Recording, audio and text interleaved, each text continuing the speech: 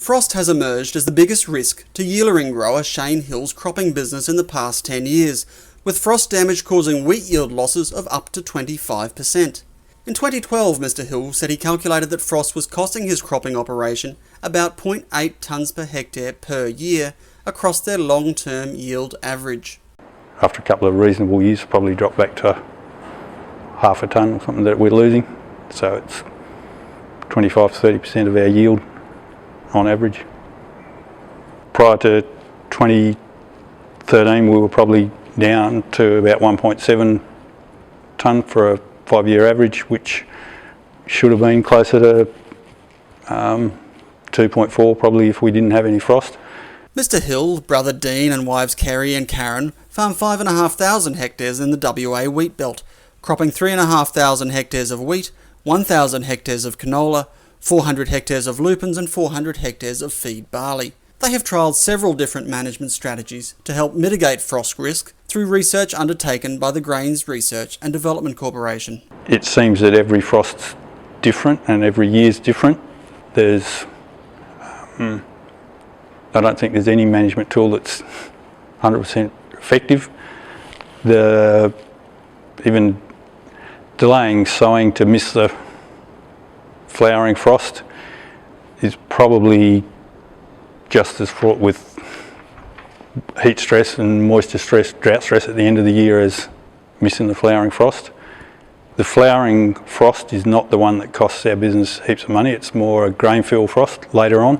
Quite often it's the later sown crops that get smashed more with frost than the early sown. This year our worst affected farm is the farm we seeded last. 2012 that was the case as well. Mr Hill said research into frost mitigation tactics was vital, but conceded no silver bullet would address this issue and various measures were needed to reduce risk.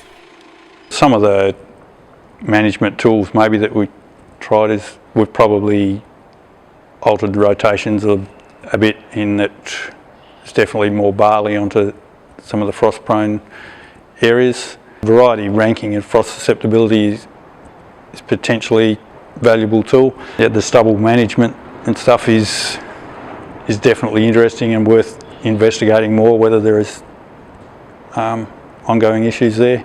GRDC has long acknowledged the severe implications of frost on crop production and since 1999 has invested about $13.5 million in more than 60 frost-related projects nationally. In 2014, GRDC introduced the National Frost Initiative, a three-pronged approach addressing genetics, management and environment. National Frost Initiative Chair Peter Roberts said growers in WA particularly were sowing later to try to avoid the impacts of a September frost. Work being done by CSIRO and other researchers has shown that the longer the season the variety, the higher potential yield. Farmers don't take advantage of that because they're worried about getting hit by frost. So we lose, every year we lose by sowing later.